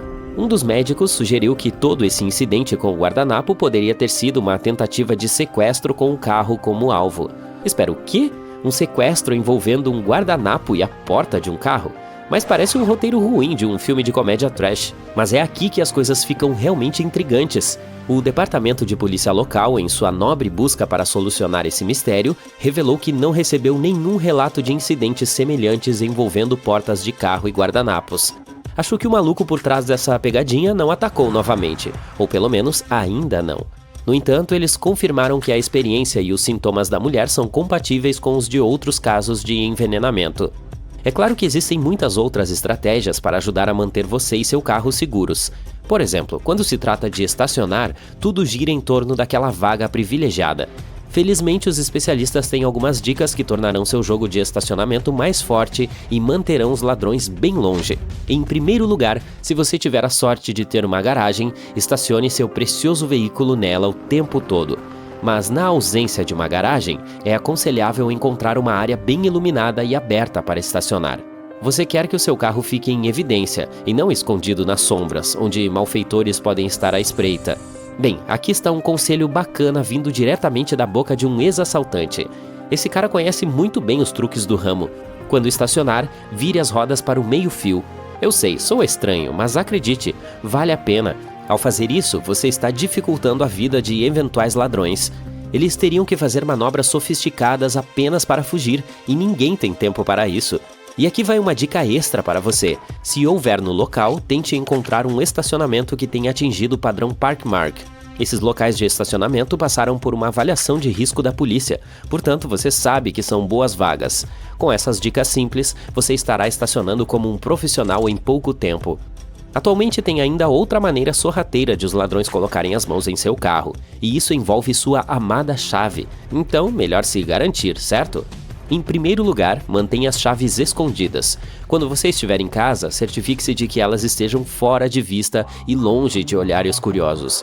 Você não gostaria que nenhum ladrão brincasse de pescar com varas e anzóis na sua caixa de correio e pegasse suas chaves. Agora vamos falar sobre os carros que abrem sem chave. Você sabe, aqueles carros sofisticados que se destravam sozinhos com uma passada da chave por perto? Bem, se você tiver que apertar um botão na chave para abrir o carro, você não tem uma entrada sem chave. Mas não se preocupe, também falaremos sobre isso. Imagine a seguinte situação. Você está trabalhando no seu dia a dia, cuidando da sua vida, quando de repente um ladrão astuto aparece com um pequeno dispositivo. Esse dispositivo sorrateiro faz com que seu carro pense que sua chave está ali, destravando-o mais rápido do que você imagina. O malfeitor pode até mesmo ligar o motor e sair dirigindo até o pôr do sol com seu amado veículo. Acredite ou não, esses larápios só precisam estar a alguns metros de distância da chave do seu carro para captar o sinal. Isso significa que eles podem fazer sua mágica mesmo que a chave esteja dentro de sua casa, sã e salva. Não tenha medo, pois tem algumas dicas para manter seu carro que abre sem chave tão seguro quanto uma fortaleza. Quando estiver em casa, mantenha a preciosa chave e a reserva muito, muito longe do veículo. De repente, você pode colocá-las em uma bolsa com tela ou em uma bolsa Faraday sofisticada para bloquear o escape de qualquer sinal.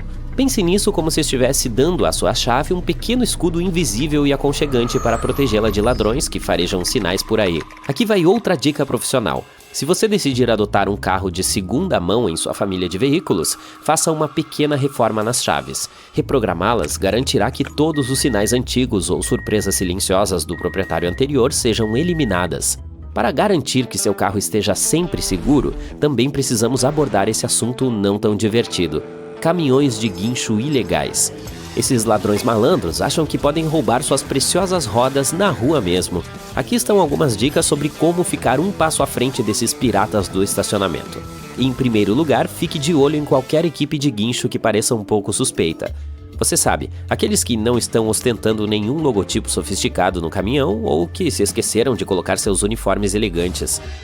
Se algo parecer estranho, não hesite em denunciar imediatamente. Agora sei o que você está pensando, mas e se eu estiver errado e acabar se mostrando um alarme falso? Todos nós devemos agir de boa fé e ninguém deve culpá-lo por um momento sequer se for um alarme falso. É melhor prevenir do que remediar, não é mesmo?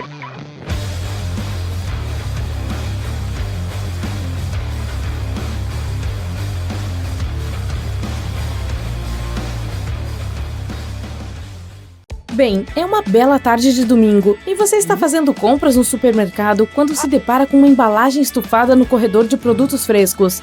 Ao verificar as informações do produto, ele parece estar dentro do prazo de validade. Então você pode se perguntar, por que esse formato estranho? A resposta nem sempre é simples. Para alguns tipos de produtos frescos, como carne, peixe ou frutos do mar, às vezes até as saladas e queijos, os cientistas criaram algo chamado EAM, que quer dizer embalagem de atmosfera modificada. Para garantir que esses tipos de produtos com prazo de validade relativamente curto permaneçam frescos pelo maior tempo possível, uma combinação de gases é introduzida na embalagem. Isso acontece antes mesmo de o produto chegar ao supermercado local. Um professor francês da Escola de Farmácia de Montpellier descobriu esse método depois de perceber que as frutas tendem a permanecer frescas por mais tempo em condições de armazenamento com pouco oxigênio. Os tipos de gases nas embalagens EAM podem variar de produto para produto, mas a ideia principal é substituir ou reduzir o conteúdo de oxigênio. Geralmente, ele é substituído por nitrogênio ou dióxido de carbono. Mas entenda que só porque um pacote de salada estufado está dentro do prazo de validade, não significa que esteja seguro para comer. Os gases dentro da embalagem podem muito bem estar lá para sua finalidade, mas esse pode ser um sinal de que o produto está estragado. É por isso que a melhor coisa ao fazer quando for às compras é verificar se o produto não está vencido. Se ainda estiver dentro do prazo, verifique se há odores incomuns ou danos na embalagem. Se algo parecer errado, é melhor não arriscar. Você pode entrar em contato com qualquer um dos funcionários do estabelecimento se tiver alguma dúvida ou preocupação. A maioria dos supermercados hoje em dia tem uma disposição que permite uma ordem lógica das compras, como comprar itens não perecíveis primeiro e depois adicionar produtos refrigerados ou congelados. Frutas e legumes devem vir por último, pois você não quer colocá-los na parte inferior do carrinho. Ninguém gosta de tomates esmagados.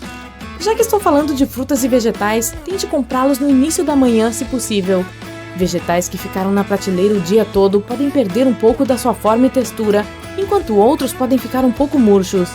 Dica rápida sobre gestão de desperdícios: nunca compre mais produtos do que pretende usar na semana. A maioria das frutas e vegetais não dura tanto, então é melhor não ceder aos desejos.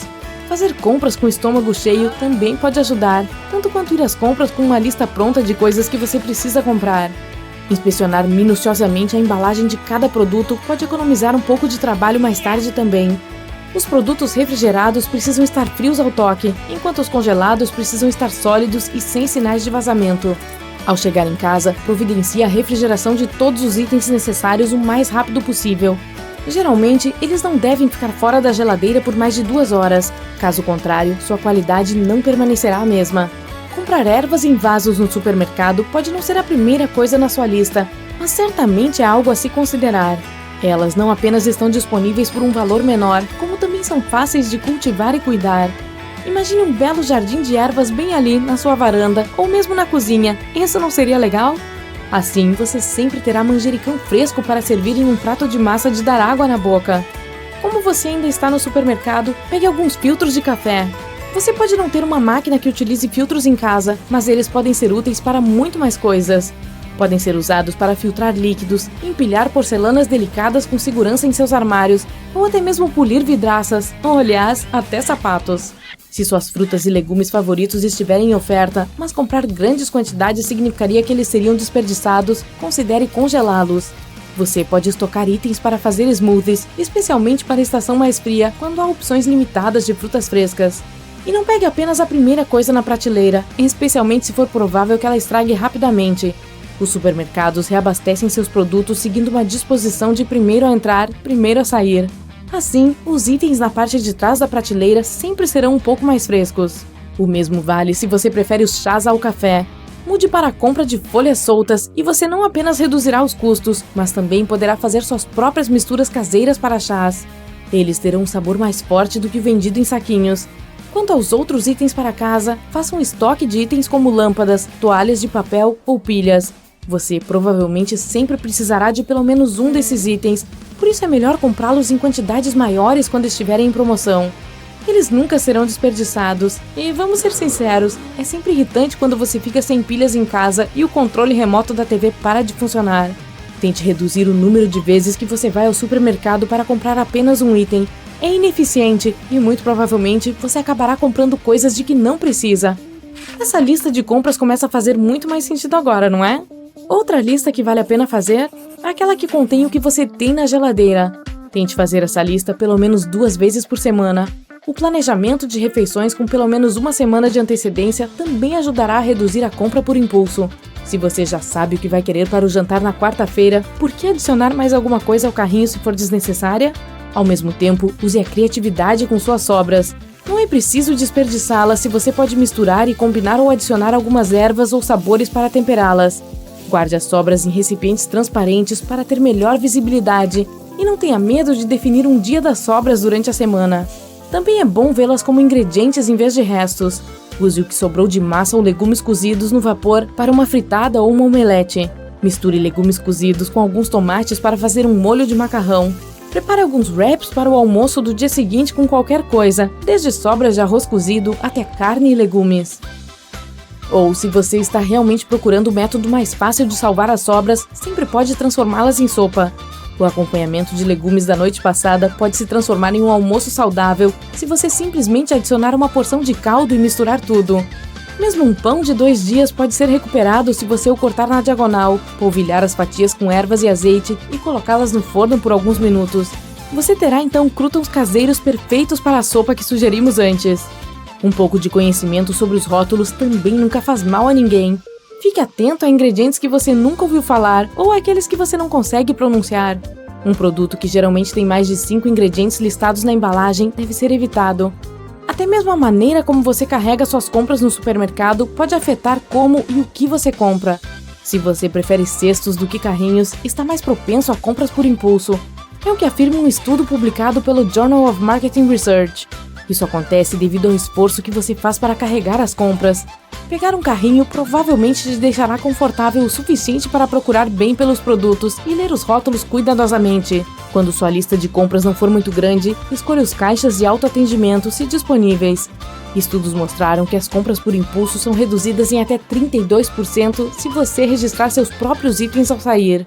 Isso acontece pois as filas dos caixas normais são especialmente projetadas para evitar que você deixe de lado quaisquer itens dos quais possa ter desistido. Não há literalmente um lugar onde você possa colocar os produtos que não quer mais, além do carrinho do supermercado. E se houver mais alguém esperando na fila atrás de você, boa sorte para sair dessa. A disposição dos alimentos nas prateleiras também pode representar uma ameaça ao seu orçamento e aos seus hábitos. Como as pessoas estão mais inclinadas a comprar os itens que vêm primeiro, os produtos mais caros são colocados na altura dos olhos, e as opções econômicas são colocadas nas prateleiras superiores e inferiores. Tire um tempo e analise seus corredores de interesse.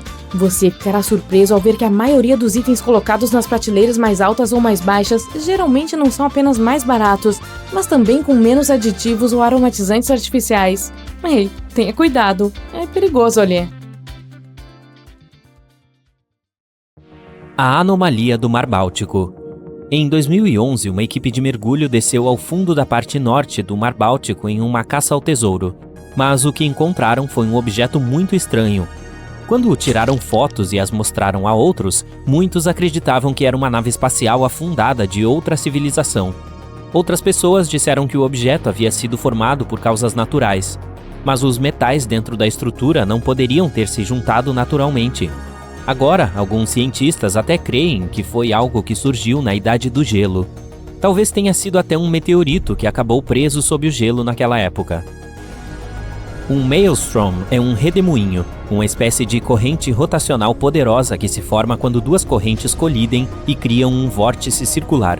Mesmo os destemidos vikings tinham medo de maelstroms, porque eram tão poderosos que podiam afundar grandes navios. Esses redemoinhos são perigosos até hoje, mas felizmente não para as embarcações modernas que são grandes o suficiente para suportar a força deles. Mas um navio de cruzeiro que entra em um maelstrom geralmente enfrenta ondas enormes que podem balançá-lo de um lado para o outro de maneira muito intensa.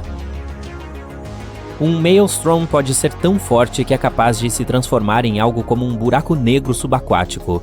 Sim, buracos negros não existem apenas na extensão fria do espaço, mas também aqui em nosso planeta, girando nos oceanos.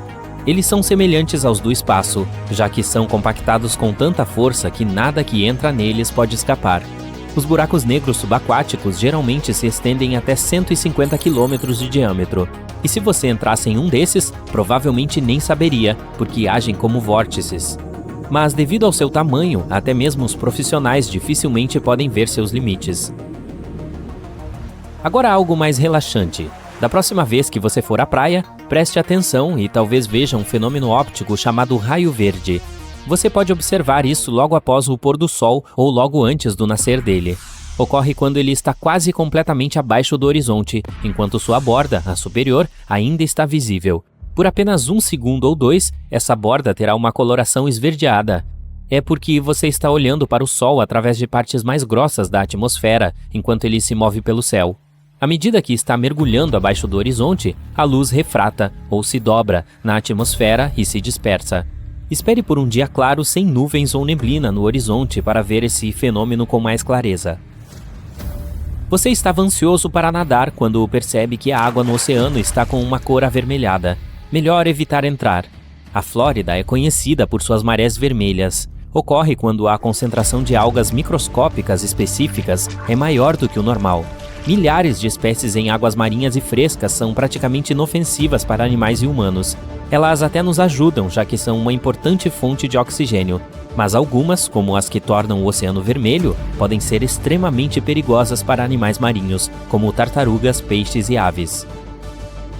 Esse tipo pode crescer descontroladamente e produzir neurotoxinas prejudiciais aos seres humanos, especialmente aqueles com problemas respiratórios. Essas pessoas devem evitar áreas de maré vermelha, especialmente quando os ventos são fortes o suficiente para empurrar as algas em direção à costa. Os vulcões podem expelir gás venenoso, cinzas e lava incandescente. Esses são os perigos mais óbvios que a maioria de nós já conhece. Mas os vulcões submarinos podem ser muito complicados à sua maneira. Às vezes, quando localizados em águas rasas, revelam sua presença jogando detritos de rocha e vapor bem acima da superfície. Como esses vulcões são cercados por um suprimento ilimitado de água, podem se comportar de forma diferente daqueles em terra. Quando entram em erupção, a água do mar penetra em aberturas submarinas ativas. A lava pode se espalhar por um fundo marinho raso, ou às vezes até fluir para o mar a partir de vulcões terrestres. Quando na água, pode esfriar tão rapidamente que se transforma em pedaços de pedra e areia. Então há grandes quantidades de detritos vulcânicos. Você conhece aquelas praias populares de areia preta no Havaí? Foi assim que elas se formaram. Lava quente e erupções poderosas certamente não oferecem segurança, mas vulcões submarinos em águas mais profundas são igualmente perigosos, mesmo que não estejam necessariamente em erupção. Eles produzem muitas bolhas, que reduzem a densidade das águas ao seu redor, podendo até mesmo afundar navios. O pior é que, quando você olha para a superfície, não consegue perceber que algo está errado. Mas, ao mesmo tempo, pequenas bolhas estão lá, fazendo com que os navios percam a flutuabilidade e com muito pouco alarde. Um mar cruzado é um fenômeno raro, bonito de se observar, mas também muito perigoso. É quando você vê ondas quadradas, que são mais comuns em partes rasas do oceano. Isso ocorre com frequência na França ou em certas praias de Tel Aviv, mas também pode ser visto em muitas áreas costeiras em todo o mundo. Um mar cruzado ocorre quando dois padrões de ondas viajam em ângulos oblíquos. Elas formam esse padrão de tabuleiro de xadrez, o que se dá principalmente quando dois swells se encontram, ou quando um empurra ondas em uma direção, enquanto um vento forte as empurra para outra. Essas ondas quadradas podem ser perigosas para nadadores e embarcações. As que são produzidas por fortes correntes oceânicas se tornam bastante imprevisíveis e altas, chegando a alcançar quase 3 metros. Esse fenômeno às vezes é chamado de paredes brancas. Essas ondas podem ser tão poderosas que conseguem virar até mesmo embarcações grandes. Se você encher um copo transparente com um pouco de água do oceano e olhar mais de perto, verá que ele está cheio de partículas muito pequenas. A água do mar contém sais dissolvidos, gorduras, algas, proteínas, detergentes e outros pedaços de matéria artificial e orgânica. Se você agitar esse copo, verá pequenas bolhas se formando em sua superfície. É assim que a espuma marinha se forma quando ondas e ventos agitam o oceano. Assim, a espuma espessa que vemos no mar pode ter sido causada pelas florações de algas. Quando grandes florações de algas se separam no mar, muito dessa matéria se move em direção à terra seca. A maioria dos tipos de espuma marinha não é perigosa para os seres humanos, mas se as florações de algas se separam, isso é capaz de causar um impacto negativo tanto no meio ambiente quanto nas pessoas.